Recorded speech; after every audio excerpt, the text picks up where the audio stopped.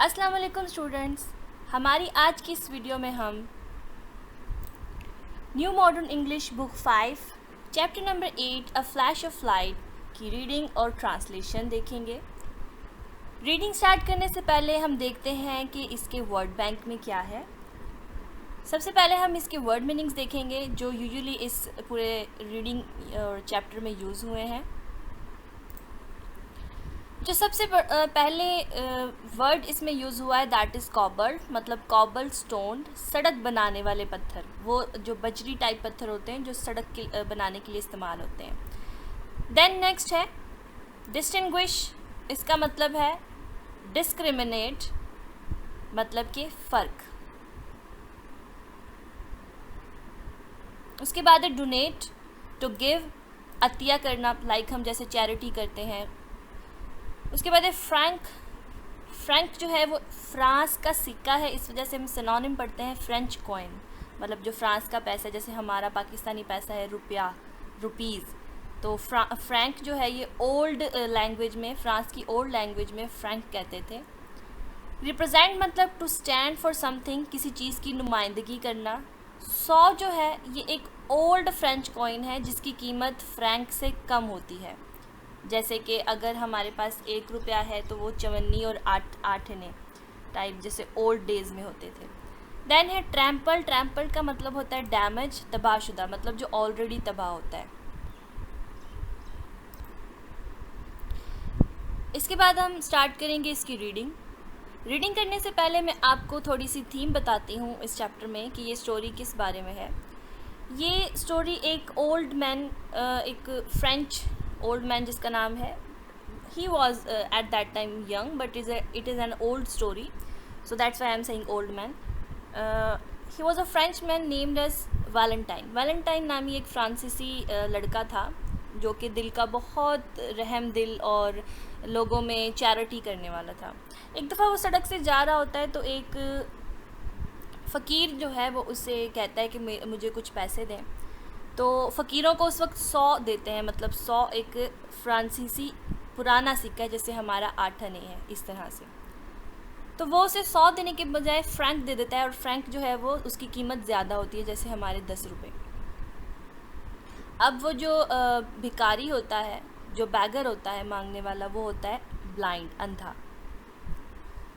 अब जब वैलेंटाइन पैसे दे के चला जाता है तो वो उस सिक्के को जब वो भिखारी देखता है तो वो फटाफट आवाज़ लगाता है वैलेंटाइन को। तो वो रुक जाता है और उसे कहता है कि आपने मुझे गलती से 100 के बजाय फ्रैंक दे दिया है। तो वो कहता है आपको कैसे पता चला, आप तो अंधे हैं। तो वो भिखारी कहता है कि मैं हाथ लगा के छू के ये बता सकता हूँ कि ये सिक्का कौन सा है। फिर उसे वैलेंटाइन कहता है कि आप ये पैसे रखिए, मैंने आपको खुद ही ये पैसे दिए, ज़्यादा पैसे दिए हैं। देन वैलेंटाइन के माइंड में एक बात आती है कि अगर ये भिखारी हाथ लगाकर सिक्का पहचान सकता है तो ये लफ्ज़ों को क्यों नहीं पढ़ सकता, ये बुक्स क्यों नहीं पढ़ सकता। तो फिर वो उस भिखारी लड़के को चर्च के अंदर अपने साथ ले जाता है और उसे अपना शागिर्द बना लेता है और उसे पढ़ना सिखाता है। उसके बाद एक और फ्रेंच मैन था जिसका नाम है Louis Braille. Let me show you this person, Louis Braille. अब इस लॉइस ब्राले ने जो है वो एक ऐसी लैंग्वेज जो है वो इन्वेंट की थी जो अंधे लोगों के लिए थी, जो अंधे लोग उसको हाथ लगा के टच करके बता सकते हैं कि ये क्या लिखा हुआ है। उसने इस तरह की ABC जो है वो डेवलप की थी।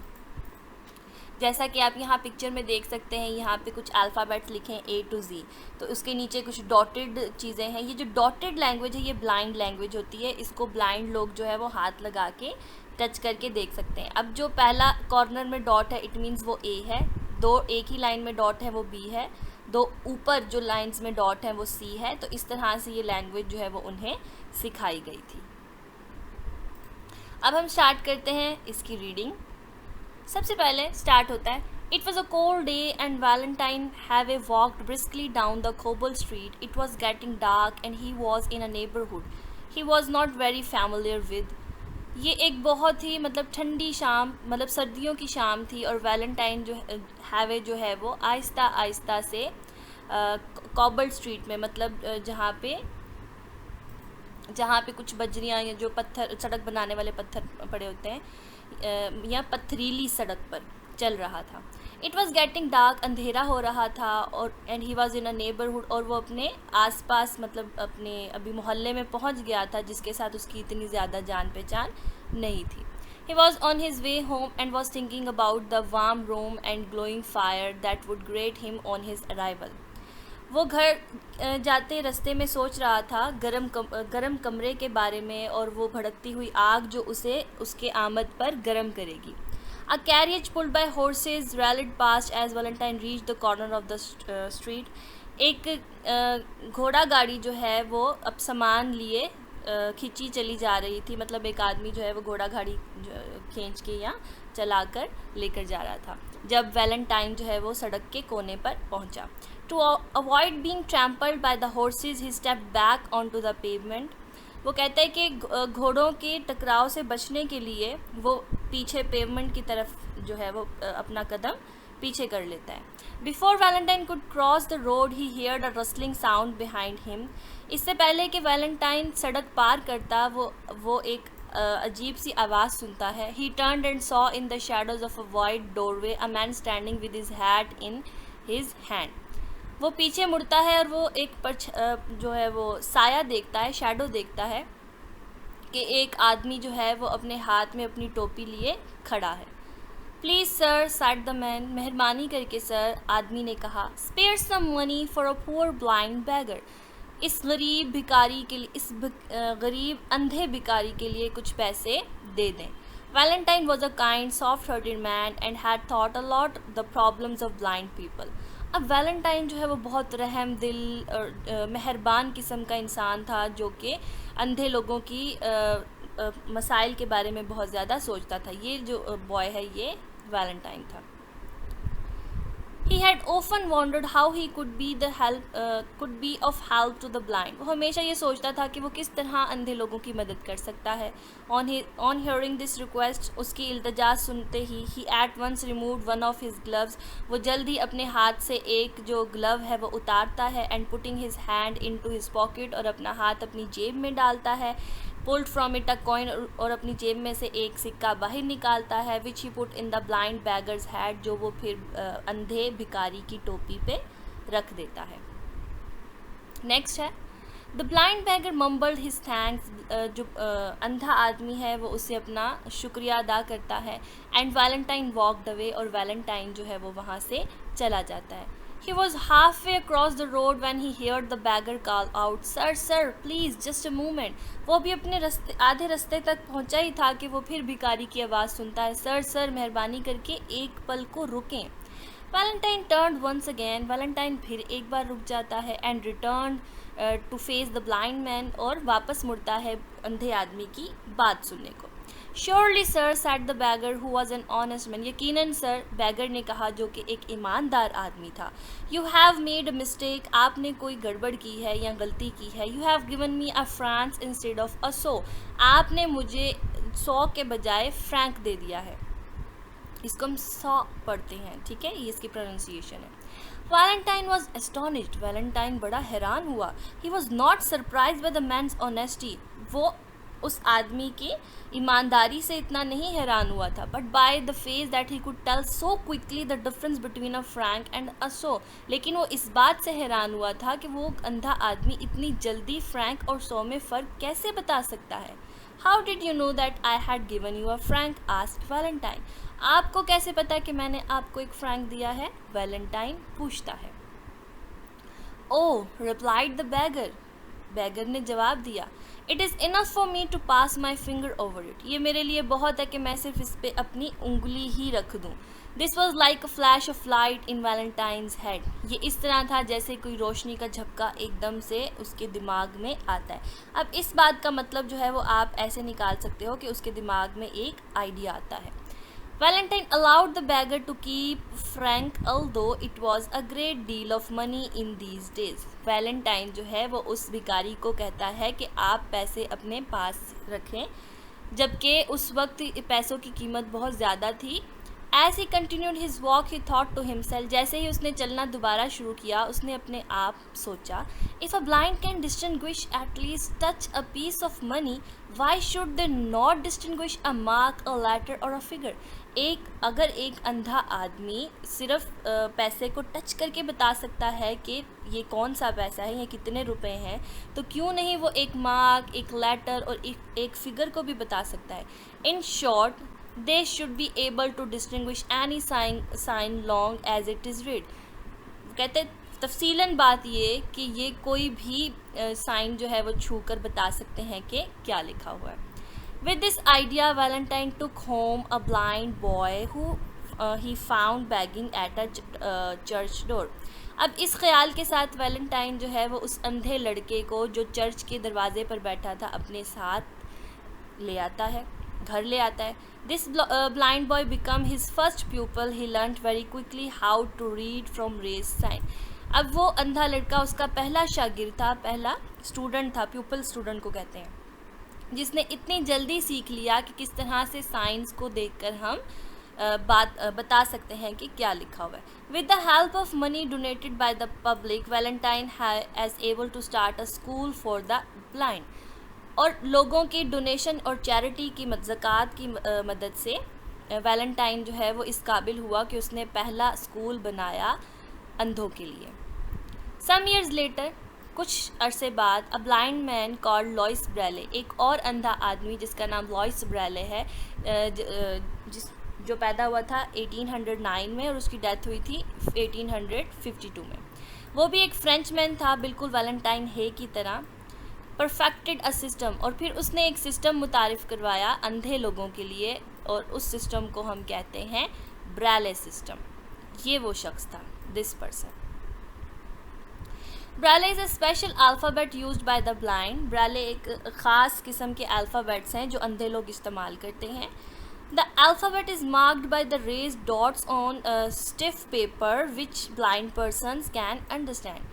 जो अल्फ़ाबेट हैं वो उसके ऊपर डॉट्स लगे हुए होते हैं स्टिफ पेपर पे, सख्त पेपर पे, जिसको जो अंधे लोग हैं वो अपनी फिंगर से टच करके पहचानते हैं.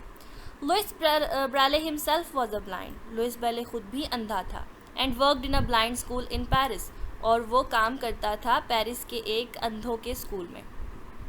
The system that he developed in 1834 was not used much until about the time of Braille's death in 1852. अब वो कहते हैं कि ये जो सिस्टम था, ब्रैले सिस्टम, ये उसकी मौत तक तो बिल्कुल भी कारआमद ना रहा. लोगों ने नहीं देखा कि ये क्या है क्या नहीं, 1852 तक. Each letter in the Braille alphabet consist of one और मोर रेज डॉट. हर जो ब्रैले अल्फ़ाबेट के लेटर है उसमें एक या दो जो है वो उभरे हुए डॉट्स लगे हुए थे, raised dots. In the diagram on the next page, the small dot represent the unraised marks. ये जो डायग्राम जो नेक्स्ट पेज पे आप देखेंगे यहाँ पे, ये वाली, दिस वन, इसमें जो है वो डॉट्स जो हैं वो दिखाए गए हैं. अब जैसे कि यहाँ पे ये ब्रैले लिखा हुआ है, ठीक है, ये H है, ये E है, ये L है, ये भी L है और ये O है. अब ये जो डॉट्स हैं इससे पता चलता है कि ये कौन सा अल्फ़ाबेट है, और ये इंग्लिश में लिखा हुआ है hello. From the diagram above you can see that the letter H consists of 3 raised dots and the letter L consists 3 raised dots too. However, the dots for H are in a different pattern to those which make up letter L. अब आप ऊपर इस diagram में देख सकते हैं कि H और L दोनों में क्या है और O में भी डॉट्स लगे हुए हैं, लेकिन ये डॉट्स की जो जगह है, जो पैटर्न है, वो क्या है, चेंज है. फॉर एग्जांपल यहाँ पे दो एक लाइन में है और एक दूसरी लाइन में है, और L में जो है वो तीनों एक साथ हैं एक ही लाइन में. सो पैटर्न से पता चलता था कि ये कौन सा वर्ड है. There are 6 possible position for each dot. कहते हैं हर डॉट के लिए 6 अलग अलग पोजीशंस हैं. By placing the dots in various position 63 different patterns और शेप्स कैन बी मेड. कहते हैं कि इन डॉट्स को अलग अलग पैटर्न पे रख कर तकरीबन 63 जो है वो शेप्स बनाई जा सकती हैं. This means that there are patterns for each of the 26 letters of the alphabet. इसका मतलब ये है कि हर जो 26 अल्फ़ाबेट्स हैं इंग्लिश के, उनका अलग अलग पैटर्न था. In addition to these 26 patterns, there are patterns for special words or words that are used a lot in everyday language. वो कहते हैं इन 26 लेटर्स में जो है वो स्पेशल वर्ड्स के पैटर्न्स अलग हैं और जो हर रोज़मर्रा की ज़िंदगी में होने वाले जो इस्तेमाल होने वाले जो लफ्ज़ हैं उनके अलग हैं. Some of the common words such as it, if, for, the and many other frequently words have one braille symbol each. कहते हैं कि ऐसे लफ्ज़ जैसे कि it है या if है या the है या and एक्सेट्रा, इनके लिए जो है वो स्पेशल सिम्बल्स बनाए गए. मिसाल के तौर पर for example the word and occurs very frequently in English. ऐसे लफ्ज़ जो and जो लफ्ज़ है वो बहुत ज़्यादा इस्तेमाल होता है इंग्लिश में, तो इसको आसान बनाने के लिए जो है वो इस तरह का पैटर्न बनाया ब्रेले ने. इसके अलावा वो कहते हैं कि हर लेटर का जो है वो डिफरेंट पैटर्न जो है वो यहाँ पे हम राइट कर सकते हैं. जो बुक्स ब्राले में यूज़ होती हैं वो मोटी होती हैं, थिक होती हैं. This is because raise marks are punched out in rows across each page. ये इस वजह से है क्योंकि जो रेज्ड मार्क जो उभरे हुए लफ्ज़ हैं उन्हें मतलब पेज की पिछली तरफ से ऊपर की तरफ उभारा जाता है. The raised marks have to be big enough to be felt by the finger tip. Raised marks जो हैं, ये जो डॉट्स हैं, ये इतने मोटे होने चाहिए कि आपकी फिंगर टिप जो है उस पर टच हो तो वो महसूस हो. So the paper has to be stiff. इस वजह से जो पेपर है उसे भी सख्त जो है वो हार्ड होना पड़ता है, मतलब रखना पड़ता है उस बुक में. इसके बाद many books are written in Braille. बहुत सी किताबें ब्रेले लैंग्वेज में लिखी हुई हैं. Blind people can be taught how to read Braille. अंधे लोगों को ये सिखाना चाहिए कि ब्रेले जो है वो किस तरह पढ़ते हैं. In this way they too can read and enjoy the works of the great authors. इस तरह से वो जो बड़े बड़े शायर और बड़े बड़े अजीम जो अदब के लोग हैं, जो लिखारी हैं, राइटर्स हैं, उनके काम को वो भी पढ़ सकते हैं. There are also machines that help blind people to write in Braille. और बहुत सी ऐसी मशीन्स भी हैं जो अंधे लोगों की हेल्प करती हैं ताकि वो भी अपनी किताबें लिख सकें. यहाँ अब आप देख सकते हैं आपकी बुक पे की जो रीडिंग का जो लास्ट पेज है उस पर ये पिक्चर बनी हुई है जिसमें ये अल्फ़ाबेट्स मेंशन्ड हैं. So this was all about the chapter number 8, Flash of Light. I hope you have understood the theme and the translation of this chapter. Thank you so much for watching the video.